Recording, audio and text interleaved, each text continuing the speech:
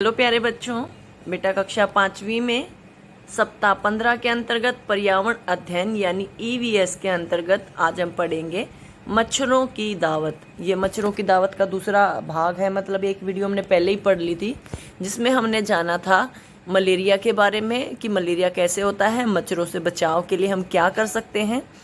और मलेरिया का टेस्ट जो होता है उसमें खून की जांच की जाती है। ठीक है, तो खून की जांच में मलेरिया के कीटाणु पाए जाते हैं।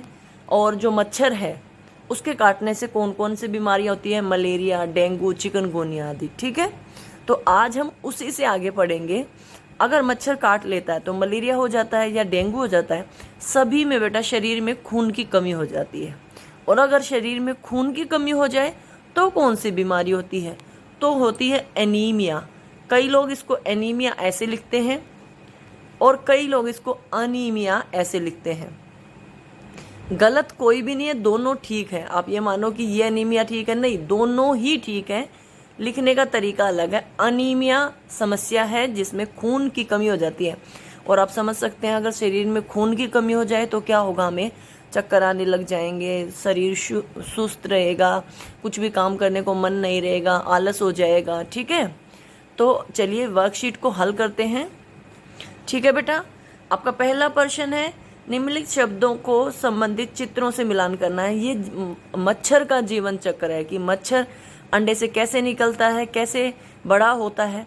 तो सबसे पहले मैं एक बार आपको मच्छर का जीवन चक्र दिखा देती हूँ। देखिए बेटा, सबसे पहले होते हैं मच्छर के अंडे। इस तरह से मच्छर अंडे देता है बहुत सारे। और अगर मैं आपको बताऊं, अगर आपके घर में पानी हो उसके अंदर छोटे छोटे कीड़े से चलते रहते हैं, वो मच्छर का ही छोटा रूप है। ठीक है, वो हम सोचते हैं कि ये पानी में कुछ कीड़े हो चुके हैं, लेकिन वो मच्छर का ही छोटा रूप है बेटा। ठीक है, मच्छर के अंडे इस तरह से होते हैं। फिर उनमें से ऐसे लार्वा निकलता है, इसको बोलते हैं लार्वा।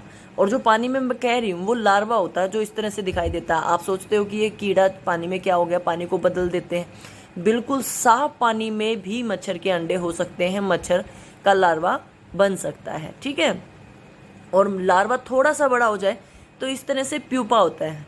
मतलब इस तरह से उसका चोंच या मुंह पूरा तरह निकलना शुरू हो जाता है। ठीक है, और प्यूपा के बाद पूरा मच्छर बन जाता है। समझ में आए सभी को? सबसे पहले क्या होता है, अंडे, फिर लार्वा, फिर प्यूपा और फिर मच्छर। वो दिखाई देंगे ऐसे जैसे आपको चित्र में दिखाई दे रहे हैं। एक चित्र और है आपके सामने, देखिए, अंडे, लार्वा, प्यूपा और पूरा मच्छर। ठीक है, अब आप आसानी से बता पाओगे कि लार्वा कौन सा है, प्यूपा कौन सा है। सबसे पहले अंडे, तो हम यहीं से शुरू करते हैं। ये क्या है बेटा, लार्वा, इसको लार्वा से मिला दीजिए। उसके बाद ये क्या है, प्यूपा, इसको प्यूपा से मिला दीजिए। ये क्या है, पूरा मच्छर, और ये मच्छर के अंडे। ठीक है, इस तरह से आप इनको मिलान कर दीजिए। समझ गए सभी? सभी को पहचान हो जानी चाहिए। अच्छा बेटा, आप एक काम कर सकते हो, आप मच्छर का जो जीवन चक्र है कि मच्छर कैसे कैसे बनता है, ये अपनी कॉपी में भी बना सकते हो। ठीक है, दूसरा प्रश्न है आपका, उत्तम स्वास्थ्य हमारे जीवन का आधार है, इसे पाने के लिए हमें किन बातों का ध्यान रखना चाहिए। अगर मैं थोड़ा सा समझाने की कोशिश करूं, आपकी दैनिक दिनचर्या रोज आती है ना, बस उत्तम स्वास्थ्य पाने के लिए आप उसको अपना सकते हो। उत्तम स्वास्थ्य मतलब ऐसा स्वास्थ्य है जो बीमारियों से बचा हुआ हो, जो शरीर बिल्कुल ठीक हो। ठीक है, उत्तम स्वास्थ्य के लिए हम क्या कर सकते हैं, संतुलित आहार लें। ठीक है, जंक फूड खाने से बचें, प्रतिदिन स्नान करें, साफ सुथरे कपड़े पहने, रोज व्यायाम करें यानी एक्सरसाइज करें। ठीक है, साफ खाना खाने से पहले हाथ धोएं। और क्या कर सकते हैं आप लोग, खूब पानी पिएं, संतुलित आहार लें। ठीक है बेटा, यही सब मैंने लिखा है। संतुलित आहार ले, जंक फूड ना खाएं, खाना खाने से पहले हाथ अच्छी प्रकार धोएं, व्यायाम करें, खूब पानी पिएं, पर्याप्त नींद लें, नींद भी बहुत जरूरी हो है। प्रतिदिन स्नान करें, साफ धुले हुए कपड़े पहने, नहाने के बाद साफ कपड़े पहने, गंदे कपड़े ना पहने। ठीक है, समझ में आ गए? इस तरह से आप उत्तम स्वास्थ्य मतलब अपना अच्छा शरीर पा सकते हो। ठीक है, अगला प्रश्न है, निम्नलिखित कथनों में से सही गलत पर निशान लगाना है। हमें सप्ताह में एक बार कम से कम कूलर का पानी निकालकर सुखा लेना चाहिए। बिल्कुल सही बात है, इससे मच्छर के जो अंडे हैं वो पैदा कम होंगे। मच्छरों की रोकथाम के लिए पानी में मछलियां डाली जाती है, गलत बात। मच्छर की रोकथाम के लिए कोई मछली नहीं डाल जाती, या तो आप उसमें मिट्टी का तेल डाल सकते हैं या मच्छर की जो दवाई होती है उसका छिड़काव कर सकते हैं। डेंगू और चिकनगुनिया मच्छरों के काटने से नहीं होते, ये भी गलत है, बिल्कुल मच्छरों के काटने से ही होते हैं। खून में हीमोग्लोबिन होता है, ये सही बात है, खून में हीमोग्लोबिन होता है, जो खून का लाल रंग होता है वो हीमोग्लोबिन के कारण ही होता है।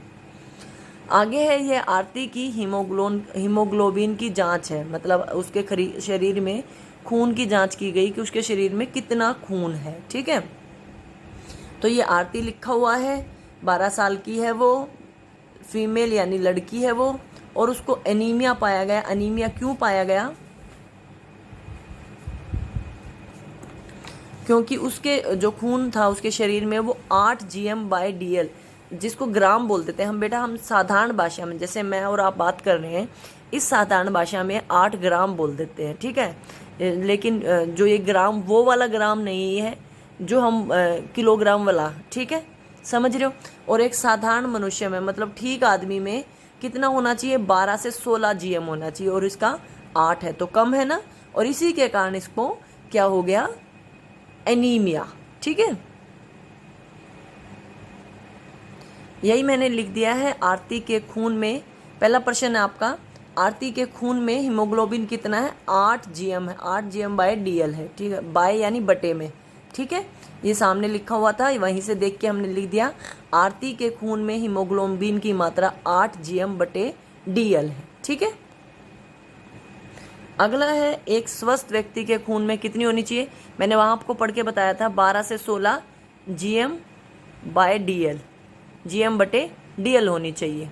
और आरती को कौन सा रोग है? आरती को अनीमिया रोग है, और मैंने बताया था अनीमिया 2 तरीके से लिखा जा सकता है, ऐसे भी और ए से भी, है ना।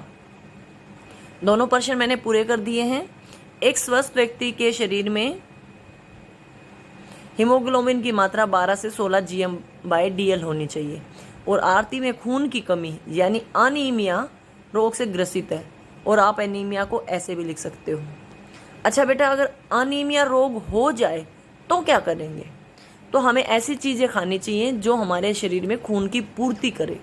उसमें क्या क्या हो सकता है? हरी पत्तेदार सब्जियां, अनार, सेब, केले, ठीक है, और चकुंदर, जो इस तरह की चीज़ें होती है जिनमें आयरन, जो मैंने पिछली वीडियो में बताया था, आयरन लोह तत्व जो खाने का होता है वो, ये जो बाजार में लोहा मिलता है वो वाला नहीं। ठीक है, उसमें क्या क्या हो सकता है वो देखिए। एनीमिया के रोगी को भरपूर मात्रा में पहले तो दूध पीना चाहिए। केला, सेब, अनार आदि ताजे फल खाने चाहिए। दूध बता दिया, फल बता दिए।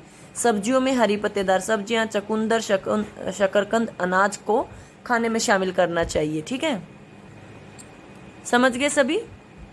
इस तरह से हम ये सारी चीज़ें खा के शरीर में खून की पूर्ति कर सकते हैं, और जब ज़्यादा दिक्कत होती है तो डॉक्टर्स दवाई भी देते हैं जिससे शरीर में खून की कमी पूरी हो जाए।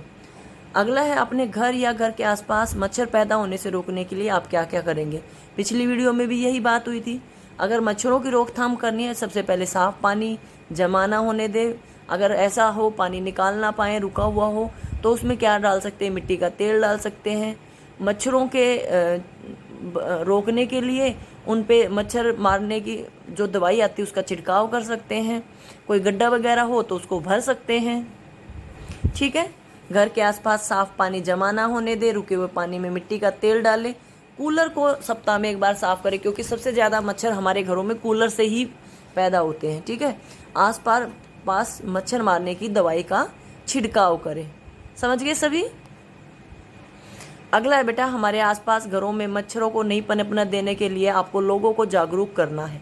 तो उसके लिए आपको यहाँ पे एक पोस्टर बनाना है। आप ऐसा पोस्टर बना सकते हैं जिसमें हम मच्छरों से बचाव के उपाय बता सकते हैं। ठीक है, देखिए बेटा जी, आप इस तरह का कोई पोस्टर बना सकते हैं, ठीक है, जिससे लोगों को जागरूक हो। साफ पानी को खड़ा ना होने दें, बर्तनों को खाली रखें, दवाई का छिड़काव करें, अगर बाहर सोना पड़े तो मच्छरदानी का इस्तेमाल करें। ठीक है, इस तरह से हम मच्छरों से बचाव कर सकते हैं। इसके अलावा भी अगर आपके दिमाग में कुछ और आए तो आप उस तरह का पोस्टर बना सकते हैं। एक सुंदर सा पोस्टर अवश्य बनाएं। अब बात करते हैं जीवन कौशल की। जीवन कौशल में आज हम पढ़ेंगे वर्षा जल संचयन और भूमि जल का पुनर्भरण। मतलब वर्षा के बारिश के पानी को रोकना किसी भी तरीके से। आप चाहें तो अपने घर में बड़े बड़े बर्तनों में रोक सकते हैं, या घर में टंकी बनवा सकते हैं, पानी गिरेगा तो उसमें इकट्ठा हो जाएगा।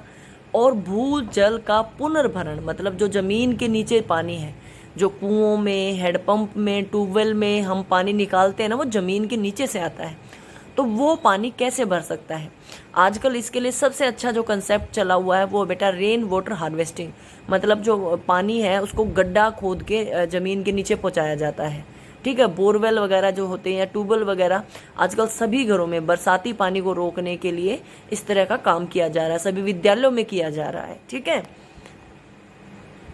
हम सभी जानते हैं कि पानी जीवन के लिए आवश्यक है, लेकिन पीने के पानी के साधन सीमित है। मतलब जो पीने लायक पानी है ना बेटा, मीठा पानी, वो बहुत कम है।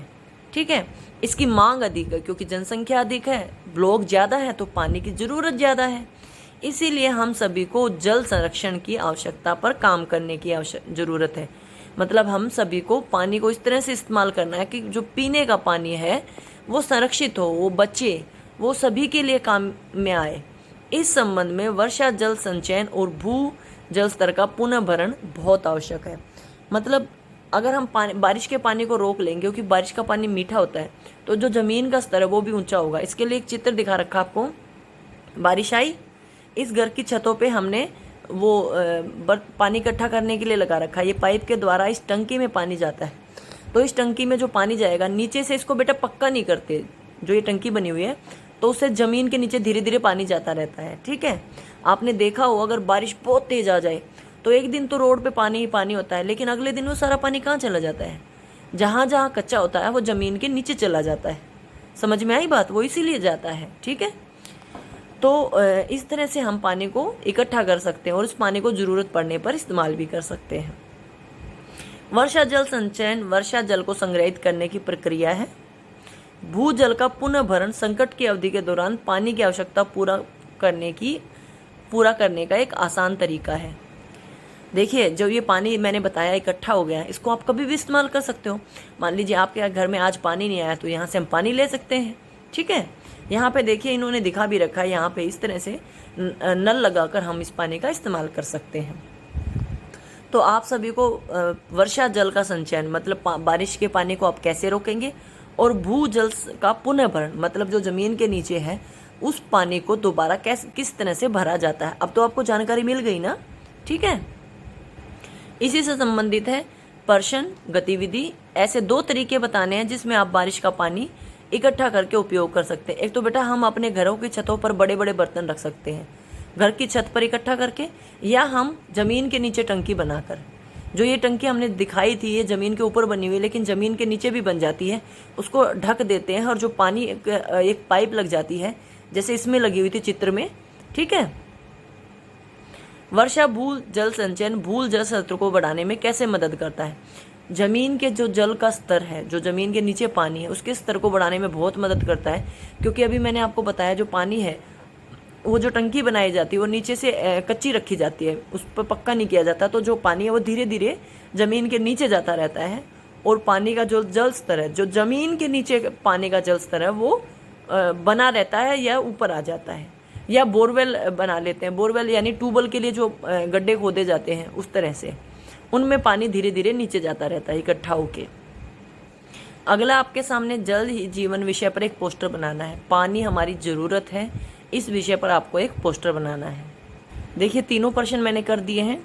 घर की छत पर पानी इकट्ठा करके ज़मीन के नीचे टंकी बनवाकर, बोरवेल द्वारा, बोरवेल का मैंने मतलब समझा दिया, बोरवेल ट्यूबवेल या टंकी बनाकर पानी के जल को मतलब बारिश के पानी को नीचे पहुंचाना। ठीक है, जल संचयन करके हम भूमि जल स्तर को बढ़ा सकते हैं। ये बढ़ा मैंने गलत लिख दिया बेटा, ये बढ़ा आएगा। ठीक है, बढ़ा सकते हैं। आप इस गलती को सुधार लीजिएगा।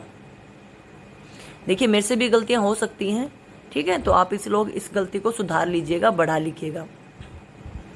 आपके सामने 2 चित्र बना दिए मैंने। जल ही जीवन पर पानी को बचाना है, और दूसरा जल बचाओ जीवन बचाओ। किस तरह से बचा सकते हैं? देखिए ये जो हम अभी पढ़ रहे हैं वही कंसेप्ट है। बारिश के पानी को इकट्ठा करना है, फिर वो हमारे काम आएगा। ठीक है, ये हमें ज़मीन पे जो पानी है उसको बचाना है। दोनों में से जो आपको पसंद आए आप वो बना सकते हैं। अब बात करते हैं संस्कारशाला की। साक्षरता यानी पढ़ा लिखा होना के महत्व के बारे में लोगों को जागरूक करने के लिए 8 सितंबर को यानी आज 8 सितंबर को अंतर्राष्ट्रीय साक्षरता दिवस मनाया जाता है। कौन सा दिवस? अंतर्राष्ट्रीय साक्षरता दिवस। मतलब लोगों को पढ़ाने से संबंधित, लोगों को पढ़ाना चाहिए, साक्षर बनाना चाहिए, पढ़ा लिखा होना चाहिए। इसमें कोई संदेह नहीं है कि गरिमा और मानव अधिकारों का मामला है। यह संयुक्त राष्ट्र संघ के सतत विकासात्मक लक्ष्यों का एक महत्वपूर्ण घटक है। जो संयुक्त राष्ट्र संघ है बेटा, वो मनुष्य की अच्छाई के लिए काम करता है। तो अगर सभी लोग पढ़े लिखे होंगे तो उसमें सबका भला है, इंसान का सबसे ज़्यादा भला है। क्योंकि हमारे जीवन में ऐसी कई समस्याएं होती हैं जब हमें महसूस होता है अगर हम पढ़े लिखे ना हो तो। ठीक है, आपको रास्ता पूछना है, जाना है, आना है।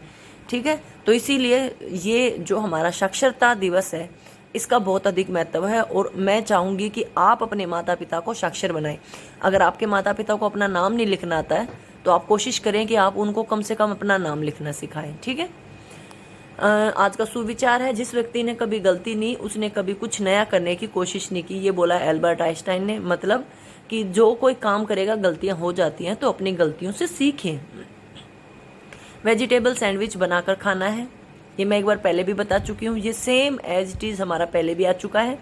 वेजिटेबल ब्रेड के अंदर आप जो भी सब्जी आपके घर में हो वो लगा लीजिए, मलाई लगा लीजिए, सॉस के पाउच लगा लीजिए, मतलब सॉस लगा लीजिए और सैंडविच बनाकर खा लीजिए। ठीक है, या फिर टमाटर की चटनी बना सकते हैं। टमाटर को आप पीस लीजिए और उसमें नमक मिर्च लगा के खा सकते हैं।